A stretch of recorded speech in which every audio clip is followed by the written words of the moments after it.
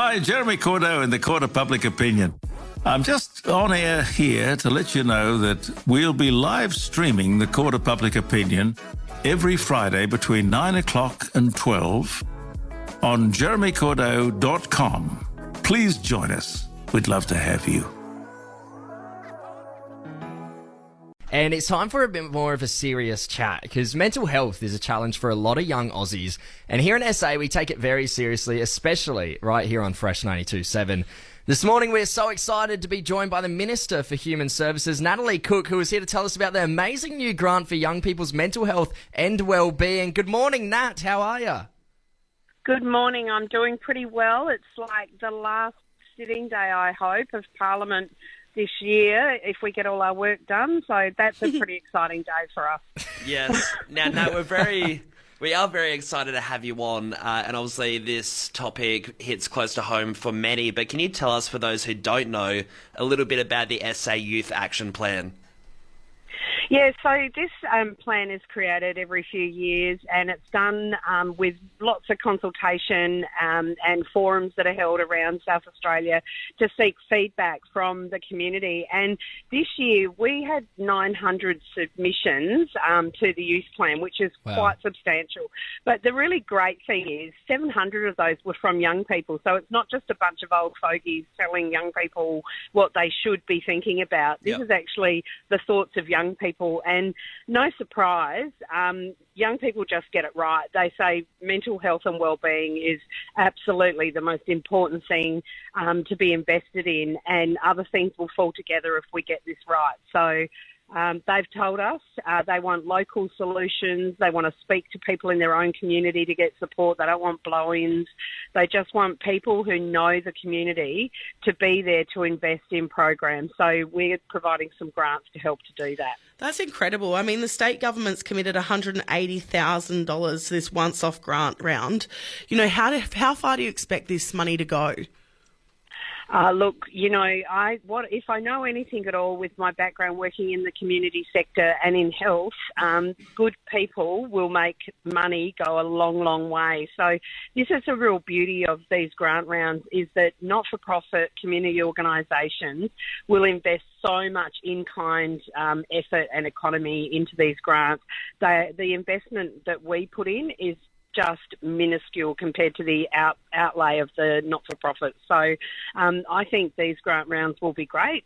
I'm really excited to see what people offer, and in terms of how that sits as well, like with the Youth Action Plan, I think this is pretty wild as well. Like, the actual plan's not going to be fully disclosed and put out until next year, but we've really heard the urgency of this now and said, let's not stuff around, let's get people now able to respond to what has really been the single most concern expressed by young people, and that's mental well-being. Yeah, so you mentioned this is for organisations, not individuals. So how can these organisations apply for these grants? Yeah, just, you know, I'm not going to try and explain tech to a bunch of younger people and organisations that do it a lot better than me, because I'm pretty useless at it. But just get on, you know, Google or whatever, and just search DHS grants. So that'll bring you up the Department of Human Services website, and people will be able to navigate to that. There's a grants link, and it's got all the information. It's already there. I've tested it this morning, and even I can find it. So if I can find it, everyone else will be fine. You beauty. So Nat, this is all to increase support for young South Australians through community-based and non-clinical initiatives. Can you tell us what that what that is? Oh, look, what it is it's a really broad, wordy, bureaucratic way of saying let's do good things for people that provide programs where young people can go to a place, talk with people, do some programs that help build strength and resilience, give people some coping strategies around their mental health and well-being, make some connections in the community. I think, look, we know during COVID, the biggest thing was isolation. People couldn't get out and see their friends, hang with their friends, go out, dance, do all the things that young people like to do together, or even just, sit around and spend some time talking. We weren't even able to do that. So if we learnt one thing, that's loneliness and isolation can really contribute to terrible outcomes.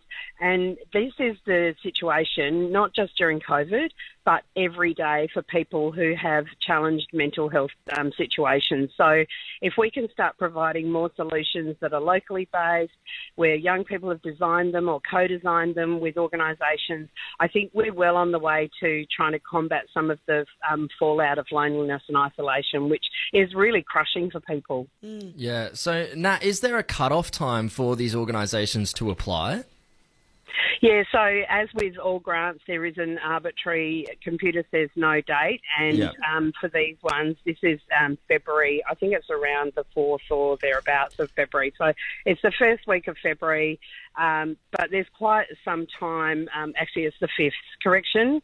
Computer says no on the 5th of February, and so it's a good couple of months that people have got to put these in, bearing in mind that lots of good burgers will take time off over Chrissy, so we won't be able to see sort of too much work during that couple of weeks. But this still provides about 7 or 8 weeks of time for people to put the grants in. Yeah, well, wow, this is such an amazing initiative, and it's so good to see our state putting money back into mental health and wellbeing with these grants. If you're an organisation that's interested in applying, make sure you apply before the 5th of February 2024. And thank you so much for your time this morning. The Minister for Human Services, Natalie Cook, it's always a pleasure to chat to you. Thanks heaps. Have a great day, everyone. Happy weekend. Thanks, too. See ya. Hi, Jeremy Cordeaux in the Court of Public Opinion. I'm just on air here to let you know that we'll be live streaming the Court of Public Opinion every Friday between 9 o'clock and 12 on jeremycordeaux.com. Please join us. We'd love to have you.